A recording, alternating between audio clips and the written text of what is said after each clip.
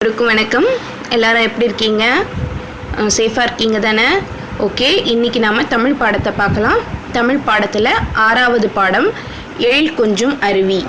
எழில் கொஞ்சும் அருவினா நமக்கு எல்லாருக்கும் தெரியும்னு நினைக்கிறேன். ஃபால்ஸு, அதாவது மேலேருந்து தண்ணி கொட்டும், மலையிலேருந்து மலை மேலே அந்த உச்சியிலேருந்து தண்ணி கொட்டும் அப்படி கீழே. அதில் நிறைய பேர் போய் குளிப்பாங்க. அது பார்க்குறதுக்கு எழில்னா ரொம்ப அழகாக இருக்கும். அழகு கொஞ்சும் அருவி அப்படின்றது தான் இந்த தலைப்புடைய அர்த்தம். அங்கவை சங்கவை இருவரும் சித்தப்பா சித்தி வீட்டிற்கு செல்கிறார்கள். அங்கவை சங்கவின்னு 2 கேர்ள் இருக்காங்க. அவங்க 2 பேர் என்ன பண்ணுறாங்கன்னா சித்தப்பா வீட்டிற்கு போகிறாங்க. அப்போ அங்கே 2 பேருக்கும் சித்தப்பா சித்திக்கும் அங்கவை சங்கவைக்கும் இடையே ஒரு உரையாடல் ஏற்படுது. அந்த உரையாடல் என்னன்றது தான் நம்ம இப்போ பாடத்தில் பார்க்க போகிறோம். ஃபஸ்ட்டு பாருங்கள், சித்தி சொல்கிறாங்க, வாருங்கள் செல்லுங்களே, வீட்டில் எல்லோரும் நலமா அப்படின்னு கேட்குறாங்க. வாங்கம்மா, எல்லாரும் வீட்டில் நல்லா இருக்காங்களா அப்படின்னு சொல்லிட்டு ஃபஸ்ட்டு வெல்கம் பண்ணுறாங்க. அங்கவை சங்கவை 2 பேரும் சொல்கிறாங்க, நலமாய் உள்ளோம் சித்தி, நீங்கள் நலமானு திருப்பி அவங்க கேட்குறாங்க. சித்தப்பா சொல்கிறாரு, நீங்கள் இருவரும் கல்வி சுற்றுலா சென்று வந்தீர்களாமே, அதை பற்றி கூறுங்கள் கேட்போம் அப்படின்றாரு. இவங்க 2 பேரும் என்ன பண்ணியிருக்காங்க, ஸ்கூல் டூருக்கு போயிட்டு வந்திருக்காங்க.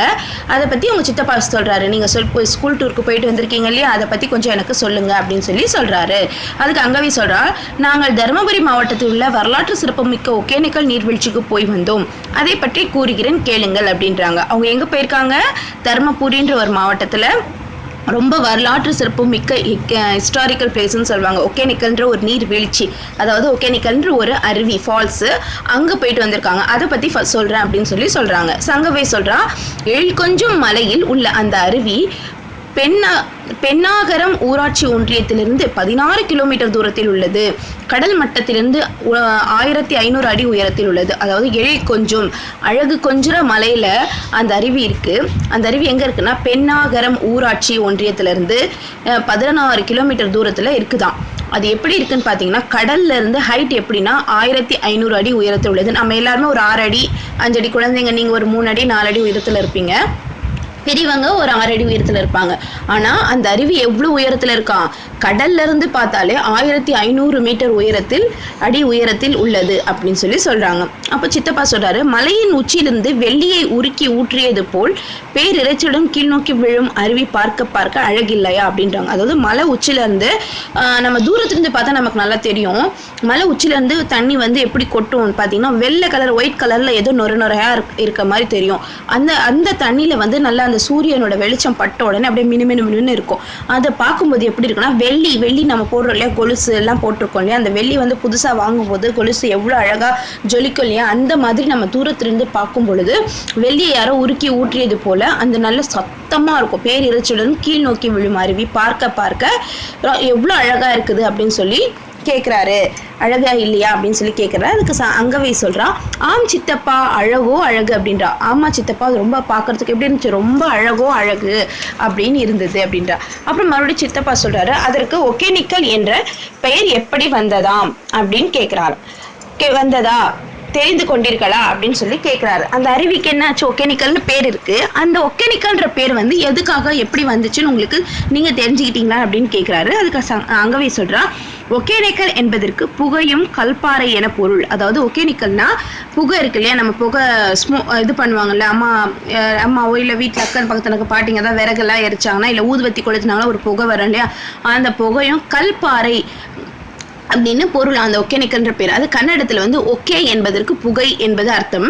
அருவி நீர் கல்பாறையில் பட்டு தெரித்து வெண்புகை போல தோற்றமளிப்பதால் தான் இப்பெயர் வந்தது. காவேரி ஆறு கர்நாடகத்தில் உள்ள குடகுமலையில் தோன்றி இங்குதான் தமிழ்நாட்டு எல்லைக்குள் நுழைகிறது. அதாவது ஒகேனக்கலுக்கான அர்த்தம் வந்து புகையும் கல்பாறை அப்படின்னு சொல்லுவாங்க. அந்த அருவி நீர் வந்து என்ன ஆச்சுன்னா கல்பாறை மேலே பட்டு அப்படியே தெரிக்கும் போது ஒரு நல்லா அப்படியே ஒரு புகை மாதிரி வெண்புகை மாதிரி வரும். ஸோ அதனால தான் அந்த பேர் வருது அப்படின்னு சொல்கிறாங்க. நாமளே பாருங்க, மேலே வந்து தண்ணி நம்ம கீழே கொட்டும் போது தண்ணி தெரிக்கும், ஆனால் அது நம்ம சும்மா கொஞ்சமாக தான் கொட்டுவோம். இது வந்து அப்படியே ரொம்ப ஒரு நிறைய அவ்வளோ தண்ணி வந்து கொட்டும் பொழுது ஒயிட் கலரில் அது கல்பாறை மேலே தெரிச்சதுன்னா அப்படி எப்படி பக்கத்தில் வந்து அந்த இது அடிக்கும், ஸ்பிளாஷ் மாதிரி ஒன்று அடிக்கும்.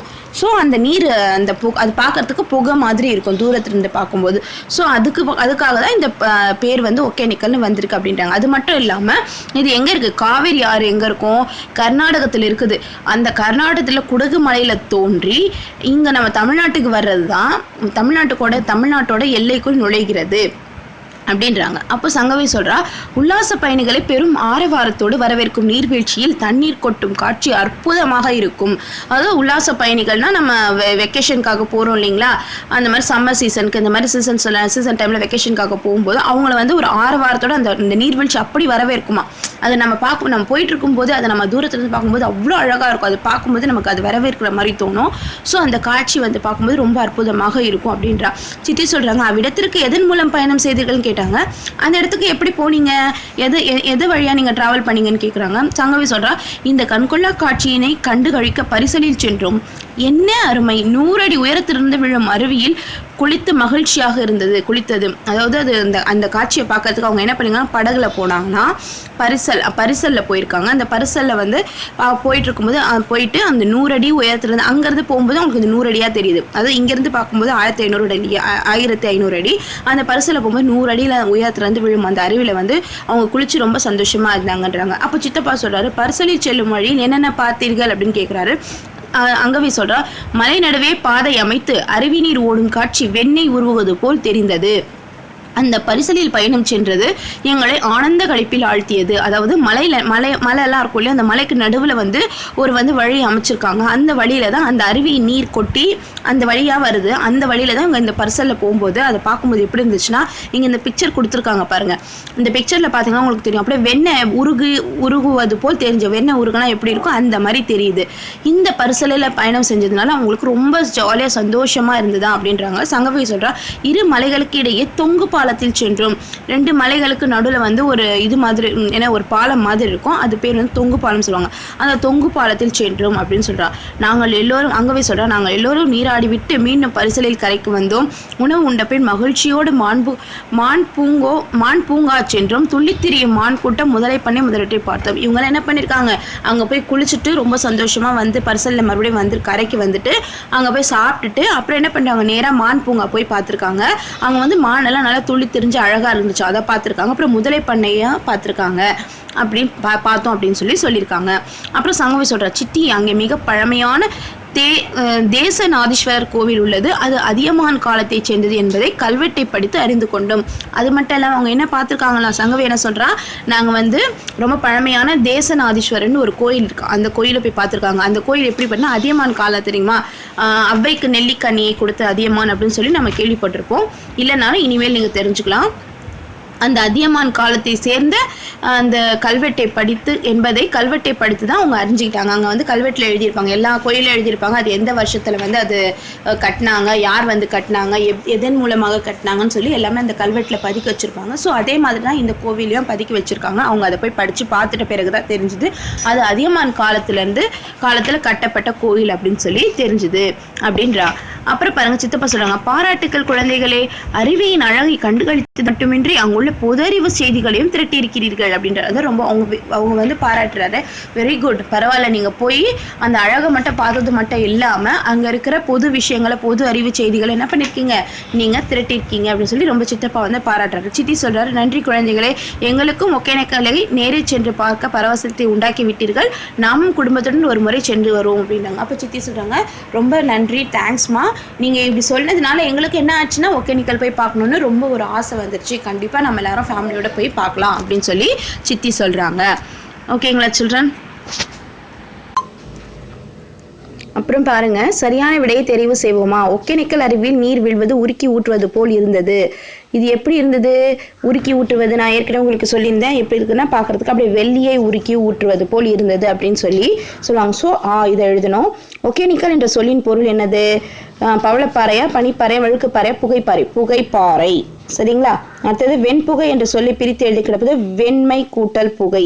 இங்க இருக்க பாருங்க, வெண்மை கூட்டல் புகை.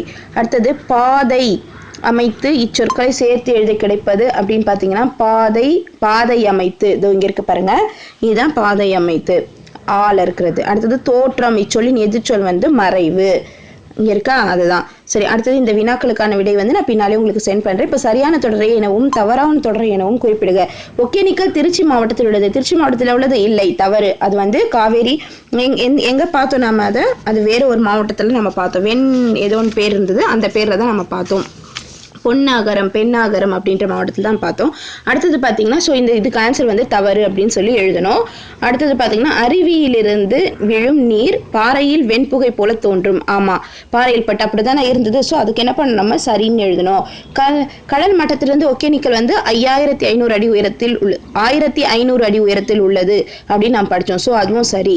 அடுத்தது பாருங்க, அகர முதலியை பார்த்து பொருள் எழுதுக. அகர முதலியை பார்த்து பொருள் எழுதுங்கன்னா என்னன்னா, இதோட அர்த்தம் எழுதணும். சரிங்களா? எழினா நான் ஸ்டார்டிங்லேயே சொன்னேன் அழகு அப்படின்னு. ஸோ அப்போ இதுக்கு ஆன்சர் வந்து அழகுன்னு எழுதணும். களிப்பு, களிப்புனா மகிழ்ச்சி. நீராடலாம்னா குளிக்கலாம். பரவசம்னா அதுவும் மகிழ்ச்சி தான். சரிங்களா? அடுத்து பாருங்க, பொருத்தமான சொல்லால் நிரப்புக. கடற்கரையில் டேஷ் வீடு கட்டி விளையாடலாம். மணலா? மணலா? இப்போ பெரிய நான் வர மணல் தான். மரத்தில் பழங்கள் குறைவாக உள்ளன. இந்த சின்ன பெரிய ரா இருக்குல்ல, அந்த ரா வரணும். வலப்பக்க சுவரின் மேல் பல்லி இருக்கிறது. பல்லினா இந்த இல் வரணும், இந்த பல்லி. ஆதிரைக்கு நல்ல வேலை கிடைத்துள்ளது. வேலை, இந்த வேலை எழுதணும். சரிங்களா? அடுத்து படங்களை இணைத்து சொற்களை கண்டுபிடிப்போமா. தேன் இங்கே கொடுத்துருக்காங்க, நீர், ரெண்டுத்தையும் சேர்த்துனா தேநீர். அப்புறம் இது என்ன கொடுத்துருக்காங்க, கல், பாறை, கற்பாறைன்னு எழுதணும். பாறை, கற்பாறைன்னு எழுதணும். அதே மாதிரி பூ, சூரியன், சூரியகாந்தி பூ அப்படின்னு எழுதணும். அப்புறம் மின்னல், தோசை. இடி ஆப்பமா, இடி ஆப்பம், இடியாப்பம். சரிங்களா? அது மாதிரி சேர்த்து எழுதணும். இதை நான் உங்களுக்கு பின்னால் சென்ட் பண்ணுறேன்.